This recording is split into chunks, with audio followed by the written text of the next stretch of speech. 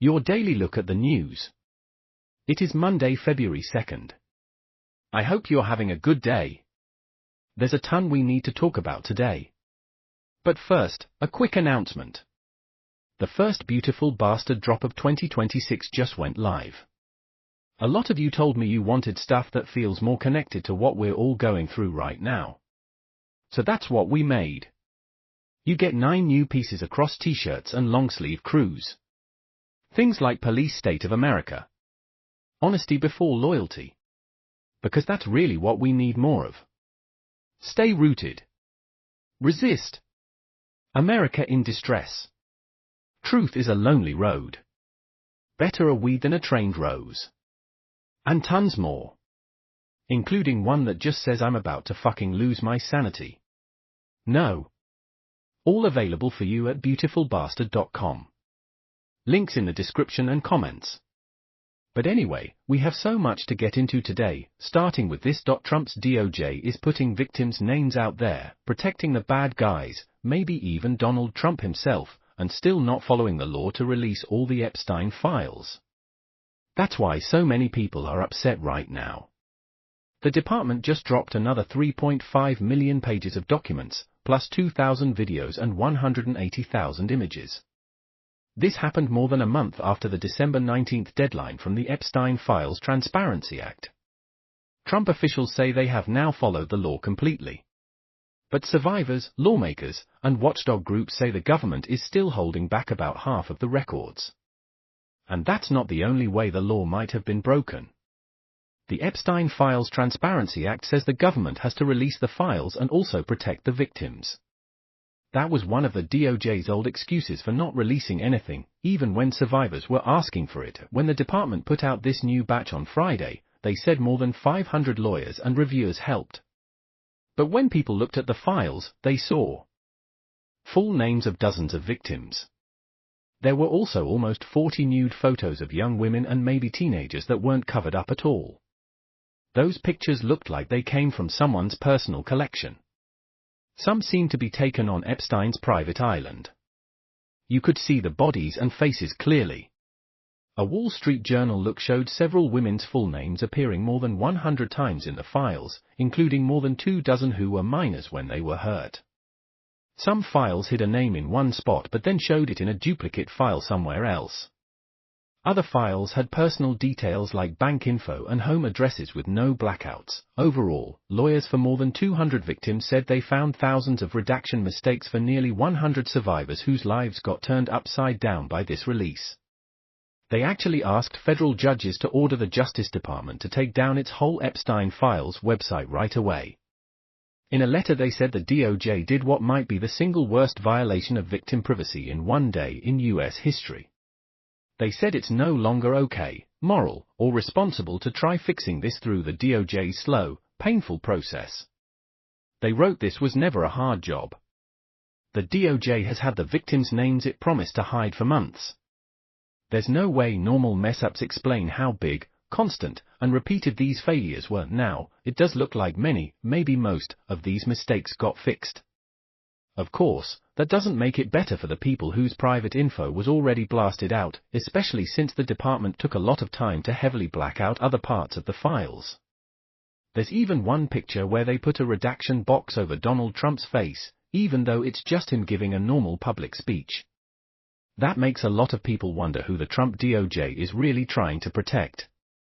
Deputy Attorney General Todd Blanche, CH, who used to be Trump's personal lawyer, said we did not protect President Trump.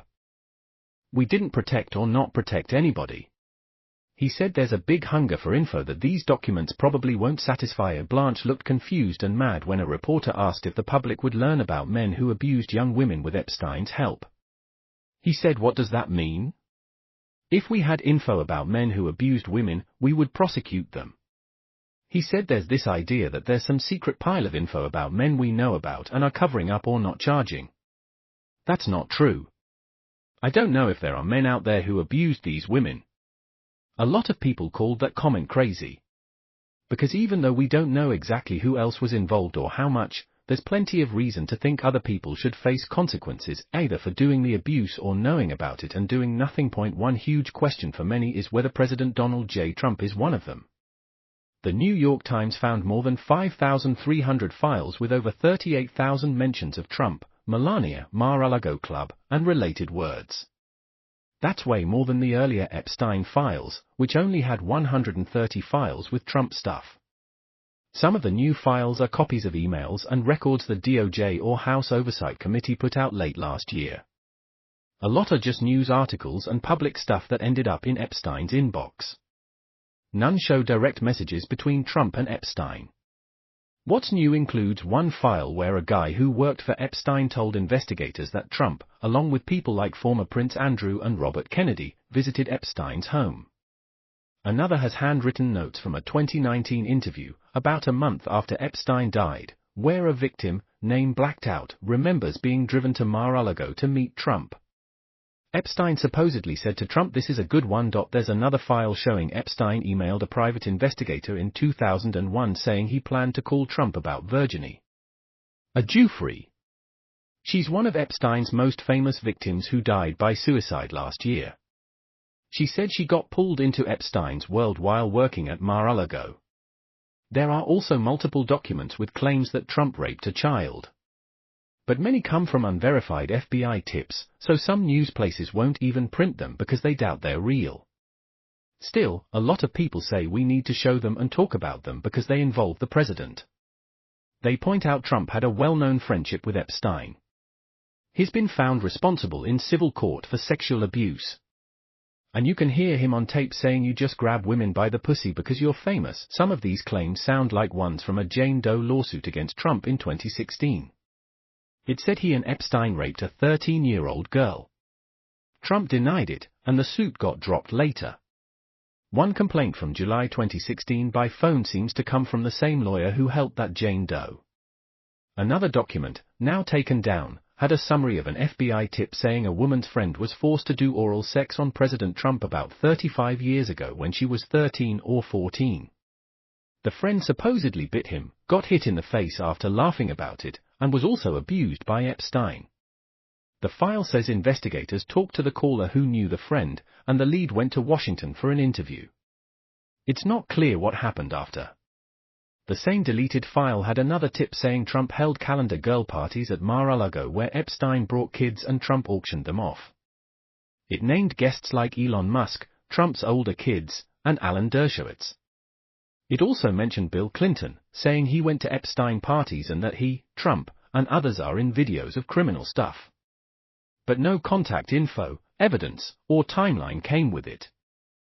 That hasn't stopped those claims from spreading fast online. It even got politicians talking.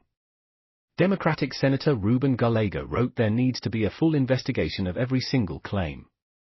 In Trump's defense, the Trump DOJ put out a statement saying some documents have untrue and wild claims against President Trump that were sent to the FBI right before the 2020 election. They said to be clear, the claims are false and unfounded. If they had any truth, they would have been used against Trump already. That statement felt weird to a lot of people because it sounds a lot like things Donald Trump has said himself in the past, but besides Trump, lots of other rich and powerful names show up in these files, some tied to direct claims of sexual abuse. There are papers about claims against convicted sex offender Harvey Weinstein. One slide that looks like an FBI presentation on Epstein investigation says Epstein told an accuser to give Weinstein a massage, and Weinstein told her to take off her shirt. When she said no, he threatened to get women to force her. The same slide has claims that Epstein told an accuser to give Wall Street billionaire Leon Black a massage while Black was naked, and that Black made another woman do oral sex. It also mentions Commerce Secretary Howard Lutnick, not for sexual abuse, but a source said Lutnick made money through Ponzi schemes and money laundering. Lutnick comes up elsewhere too, with emails seeming to show him and his wife accepting an invite to Epstein's Island in December 2012. They planned to arrive by yacht with their kids. That's years after Lutnick said he had no contact with Epstein. Emails also seem to show Elon Musk lied about his past with Epstein. Musk has said Epstein tried to get him to his island and he said no. But one file shows he emailed Epstein to plan a visit to the island in late 2013 and early 2014. In one mail he asked what day or night will be the wildest party on your island. It's not clear if any visit happened. Musk still says Epstein kept pushing him to go to the pedo island. A lot of people say his answers still sound like he knew something bad was going on there. Then there's Microsoft billionaire Bill Gates. One new email has Epstein saying he helped Gates get drugs to deal with consequences of sex with Russian girls and helped set up secret meetups with married women. Another name is Hollywood filmmaker Brett Ratner. He hasn't worked much since sexual assault claims, but he just directed the new Melania documentary. The new files have photos of Epstein's New York townhouse showing Ratner sitting with Epstein and a woman whose name is blacked out, plus a modeling agent tied to Epstein who died by suicide in 2022 in prison while waiting for trial on sex trafficking. Other names with ties to Epstein include billionaire Richard Branson, Google co-founder Sergey Brin, New York Giants co-owner Steve Tisch, chairman of the 2028 LA Olympics Casey Wasserman, and former White House counsel under Obama, Catherine Rumler. On Democrats, Bill Clinton's name shows up several times in the new files, mostly messages between his staff and Ghislaine Maxwell about travel and dinner plans in the early 2000s, before Epstein's 2008 conviction. The Clintons have denied any wrongdoing and refused subpoenas from the House Oversight Committee, so a vote to hold them in contempt is coming soon. Right-wing places like Fox News tried linking Zoran Mamdani to Epstein over an old photo with an Epstein-connected publicist at a Get Out movie lunch. The publicist is Patty Siegel, who got backlash for her Epstein ties.